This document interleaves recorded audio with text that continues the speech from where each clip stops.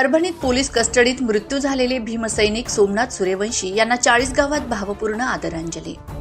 चाळीसगावात छत्रपती शिवाजी महाराज चौकात परभणी येथे पोलीस कस्टडीत मृत्यू झालेल्या भीमसैनिक सोमनाथ सूर्यवंशी व भीमसैनिक विजय वाकोडे यांच्या प्रतिमेला पुष्पहार घालून कॅन्डल लावून समाज जय महाराष्ट्र, जय भीम, जय संविधान जो प्रकार परभणीमध्ये झालेला आहे तो काळक पोचण्यासारखा आहे। आणि आमचा एक दलित तरुण जो 3ऱ्या वर्षाच्या लॉला होता, MCR मध्ये असताना त्या जवानांवर जो अन्याय अत्याचार झालेला आहे, LCBचा PSI गोरगान आणि सचिन मरे या मान्यवर अधिकाऱ्यांनी त्याच्यावर अन्याय अत्याचार केलेला आहे।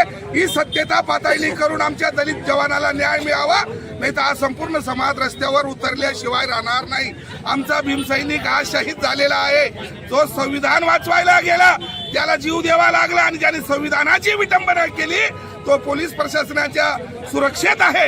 हेच आमचं दुर्दैव आहे की खरोखर बाबासाहेबांनी 112 जातींसाठी संविधान लिहिलं होतं, फक्त ही एक जात रस्त्यावर उतरते आणि न्याय हक्क मागते। खूप लाजिरवाणी गोष्ट आहे। शासन प्रशासन दरबार मी विनंती करतो की त्या हरामखोरांना आम्हाला न्याय भेटला पाहिजे, हरामखोरांना शिक्षा झाली पाहिजे, एवढीच माझी विनंती आहे। संविधानाने लोकशाही मूल्याचे रक्षण करण्यासाठी सूर्यवंशी यांच्या योगदानाचे स्मरण करण्यात आले। एकतेचा संदेश देत या घटनाविरोधात आवाज बुलंद करण्याचा निर्धार करण्यात आला।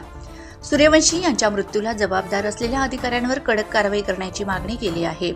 यावेळी चाळीसगाव शहरातील मोठ्या संख्येने भीमसैनिक उपस्थित होते।